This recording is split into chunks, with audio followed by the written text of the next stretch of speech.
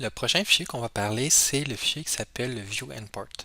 Fait que lui, qu'est-ce qu'il permet de faire? C'est de faire en sorte que des directives, fait que pas, cette fois-ci, c'est pas des blocs de code wizard, mais des directives, comme par exemple tous ceux-là qui sont ici, mais d'éviter de les répéter dans notre vue.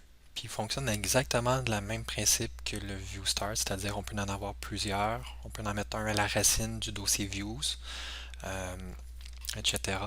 Donc par exemple, si dans ces deux exemples de vue-là, tu vois que j'utilise un using pour importer toutes les classes de l'espace de nom exemple modèle. Fait que je fais la même chose des deux côtés. Puis également, j'ai une autre directive add tag helper qui dit ben, je veux tout rajouter les tags helper étoiles de cet espace de nom là ici, qui est un espace de nom euh, du framework.net. C'est quoi un tag helper? Ben, vous allez l'apprendre éventuellement, mais on en a souvent besoin. Donc ça c'est dans un cours plus tard, mais on ne veut pas tout le temps répéter ça. Donc les différentes directives, puis souvent c'est la directive du using qu'on ne veut pas répéter.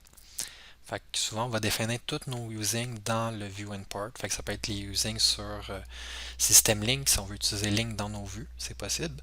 Si on veut importer les classes modèle, du view modèle, etc., ben, on va tout mettre les using dans une seule place. Donc on va le faire immédiatement. Fait qu'on va aller dans le code.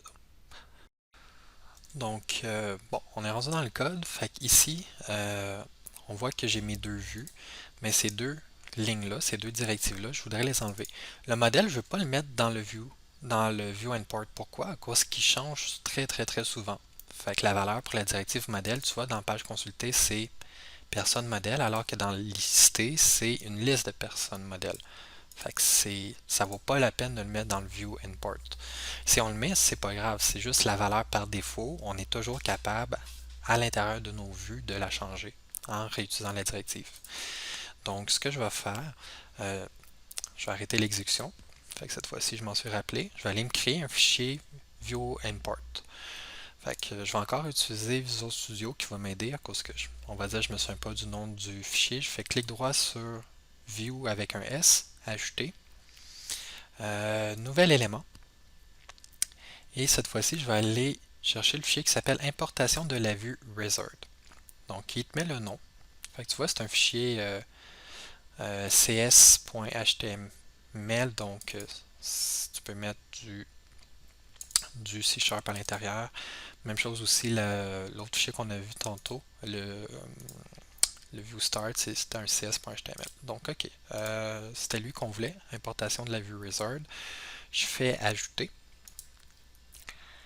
Puis il va le mettre à la racine, parce que je l'avais fait le clic droit sur Views avec un S. Donc ici, je vais aller prendre le contenu. Je vais fermer ça.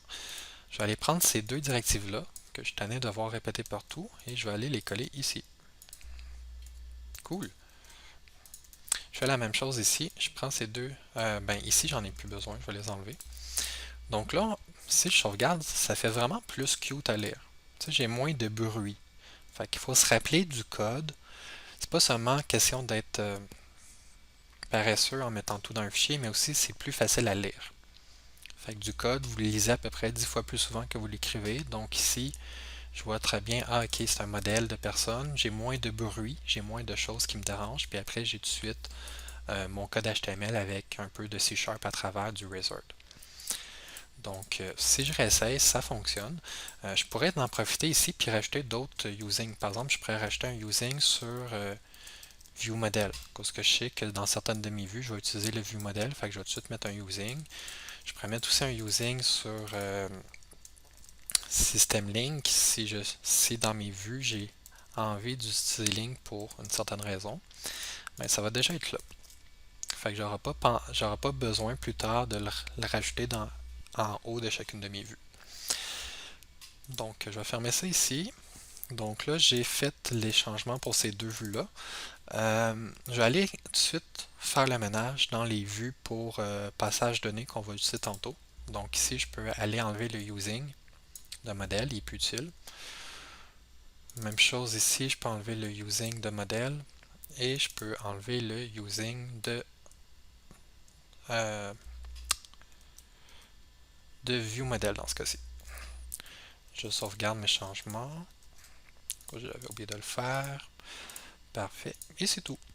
Donc, si vous repartez l'application, tout marche comme la normale. Maintenant, on va retourner dans le PowerPoint.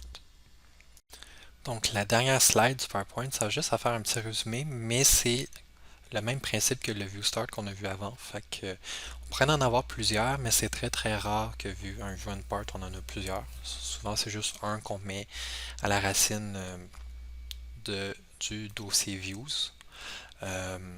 Et ça contient les différentes directives. Donc, c'est tout. Fait que, prochain sujet, ça va être les sections dans les pages de disposition.